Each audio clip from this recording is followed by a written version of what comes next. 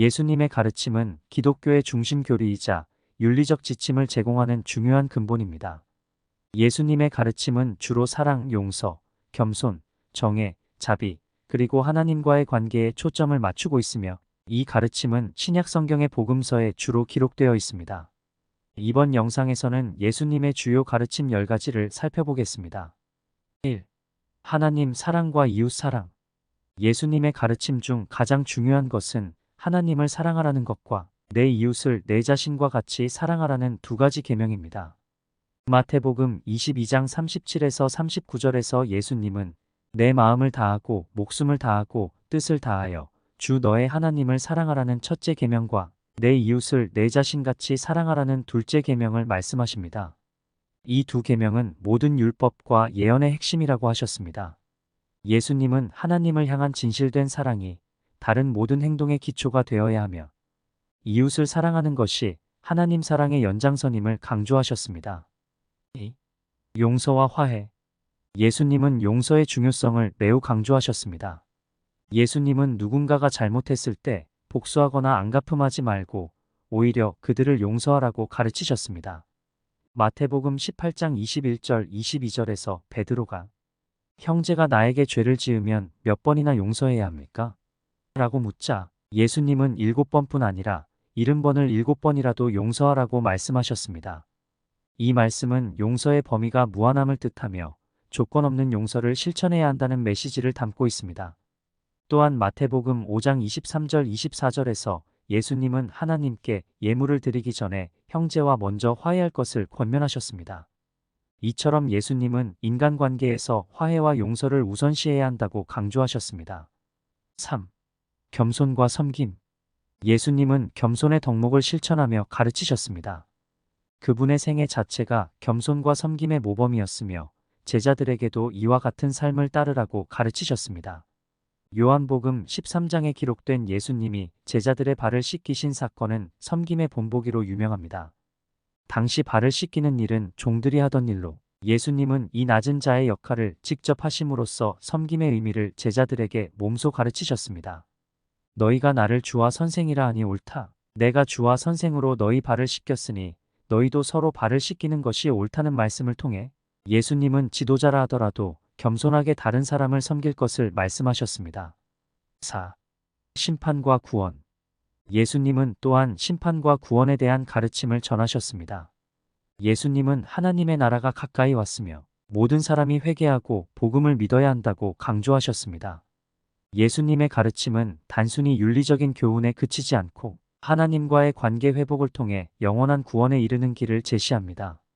요한복음 3장 16절에서 예수님은 하나님이 세상을 이처럼 사랑하사 독생자를 주셨으니 이는 그를 믿는 자마다 멸망하지 않고 영생을 얻게 하려 하심이라는 말씀을 통해 그를 믿는 자들이 영원한 생명을 얻을 것임을 약속하셨습니다. 마태복음 7장 1절에서 비판을 받지 않으려거든 비판하지 말라고 말씀하시며 인간의 한계와 하나님의 주권을 인정할 것을 요구하셨습니다. 5. 황금률, 대접받고 싶은 대로 대하라. 예수님의 가르침 중 하나는 황금률로 알려진 무엇이든지 남에게 대접을 받고자 하는 대로 너희도 남을 대접하라는 말씀입니다.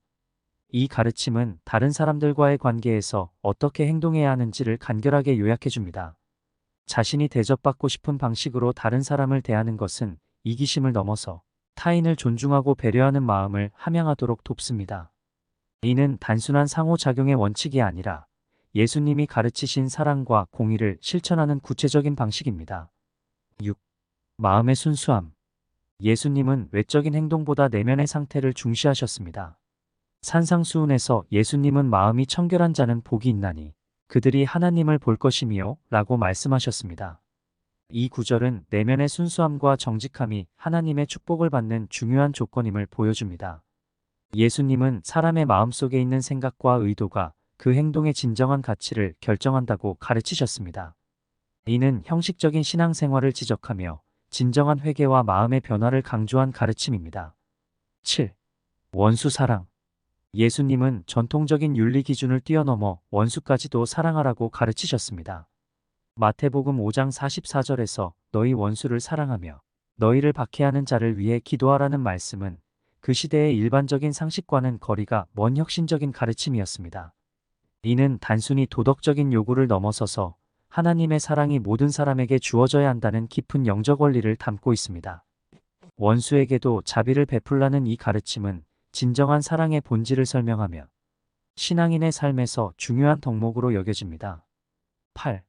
믿음과 기도. 예수님은 믿음과 기도의 중요성에 대해서도 자주 언급하셨습니다. 마태복음 17장 20절에서 너희가 만일 믿음이 겨자씨 한 알만큼만 있어도 이 산을 옮기라 하면 옮길 것이요 아무것도 너희에게 불가능하지 아니하리라고 하셨습니다. 이는 믿음이 얼마나 강력한 힘을 발휘할 수 있는지에 대한 비유적 표현으로 하나님에 대한 절대적인 신뢰를 강조한 말씀입니다.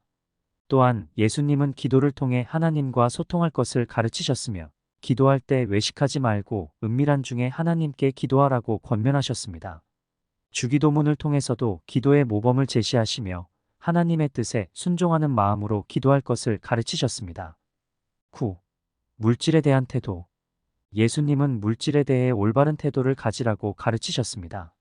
마태복음 6장 19에서 21절에서 너희를 위하여 보물을 땅에 쌓아두지 말고 하늘에 쌓아두라는 말씀을 통해 세상의 재물에 집착하지 말고 하나님 나라의 가치를 추구할 것을 권면하셨습니다.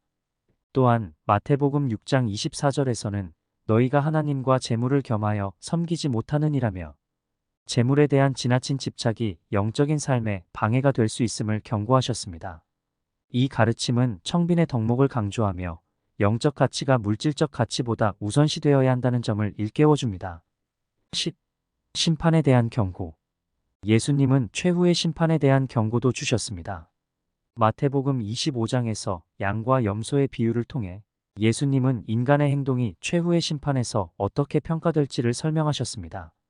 예수님은 배고픈 자에게 먹을 것을 주고 목마른 자에게 마실 것을 주며 낯선 자를 영접하고 병든 자를 돌보는 것이 곧 자신을 대하는 것과 같다고 하셨습니다. 이러한 가르침은 인간의 행동이 하나님 앞에서 중요한 의미를 지니며 마지막 심판에서 결정적인 역할을 한다는 사실을 강조합니다. 예수님의 가르침은 사랑, 용서, 겸손, 정의, 믿음 등의 덕목을 강조하며 하나님과 인간, 그리고 인간 상호 간의 관계에서 어떻게 살아야 하는지를 구체적으로 제시하고 있습니다. 예수님의 가르침은 그 당시 사람들에게 혁신적이고 도전적인 것이었으며 오늘날에도 여전히 많은 이들에게 영적 윤리적 지침을 제공하는 중요한 교훈으로 남아 있습니다.